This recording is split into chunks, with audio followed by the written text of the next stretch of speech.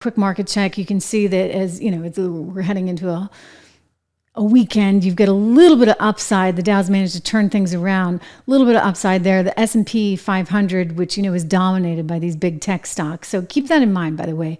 You know, if you want something that's more secure, just know that the S&P 500, which I do believe in investing in for sure, you can get an S&P 500 index fund. Just know, though, be aware that that is very, very slanted to some of those big tech stocks, NVIDIA included.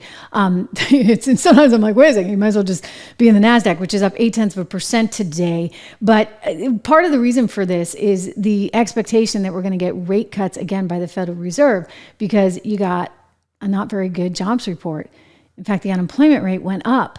It's now 4.1%. And there were a couple adjustments that were made on the jobs report showing that these revisions actually reduced the number of jobs being added to the economy by 100,000.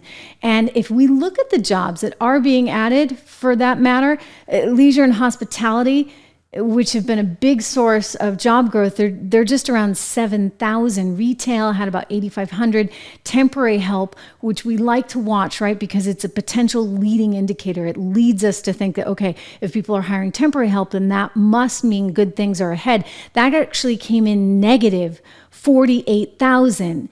And what we're actually seeing is that all of the jobs are in that healthcare and government sector. So hospitals added 22,000, and then you had all these government jobs being added. 74% of the jobs coming from government and healthcare and education. So that's where the bulk of these are. And it's really not, in my estimation, a very positive sign for the economy. But some are speculating that actually means the Federal Reserve is going to possibly cut rates before November. Everybody in Washington, everybody in the White House really, really wants that rate cut.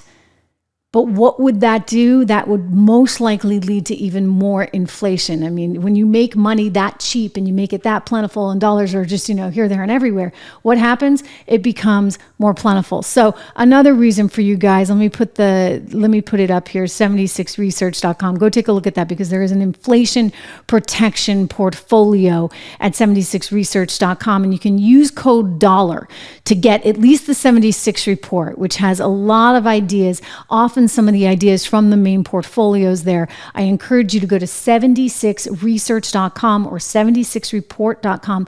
Type in code word $, DOLLAR, for your opportunity there to get this at just $1 a month, because you got to do something, right? You got to do something. You got to be able to combat these people, these crazy people that seem to want to turn us into Venezuela, right? Or worse. Hey, it's great to have you guys here. If you haven't subscribed, please make sure that you do. Subscribe to the show. Hit the thumbs up. Hit the like. I see so many familiar faces. I love that. I absolutely love that. We've developed quite a little community here.